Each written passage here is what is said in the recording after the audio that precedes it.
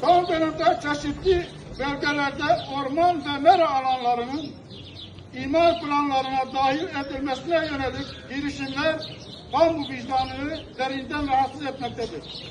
Ormanlar ve meralar sadece bugünün değil, gelecek nesillerin de ortak mirasıdır. Ekolojik dengeyi koruyan, su kaynaklarını besleyen ve doğal yaşamın devamını sağlayan hayati alanlardır. Aynı zamanda bölge halkı için önemli bir geçim ve üretim kaynağıdır. Bu alanların imara açılması, doğal dengenin bozulmasına, tarım ve hayvancılığın zarar görmesine, geri dönüşün mümkün olmayan çevresi tahribatlara yol açacaktır.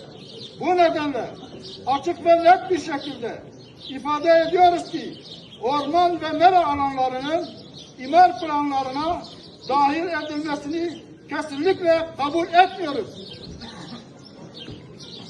Mevcut orman ve mera vasfının korunması, bu alanların her türlü yapılaşma baskısından uzak tutulması, imar planlarından bu alanlara yönelik değişiklik girişimlerinden vazgeçilmesi, yetkili kurumların anayasa sorunları çevresinde doğayı ve kamu yararını korumaya davet ediyoruz. Unutulmamalıdır ki doğa yok edilirse telafisi mümkün olmayan sonuçlara sebep olacaktır. Ormanlarımız beşeri halkımızın, milletimizin gerçekten bir nefesidir, nefes borusudur.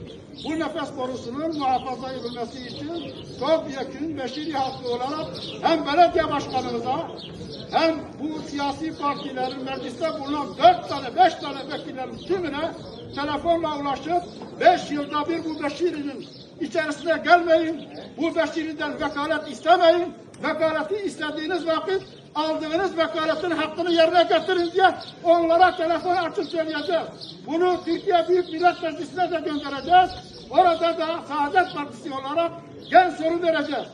Artık AKP'nin bu kadar gördüğü her şeyi satmak, talan etmek, ona peşkeş çekmek, buna peşkeş çekmek, onu ezmek, bunu silindir gibi geçmek, onu limon gibi sıkma adetinden vazgeçtireceğiz, caydıracağız.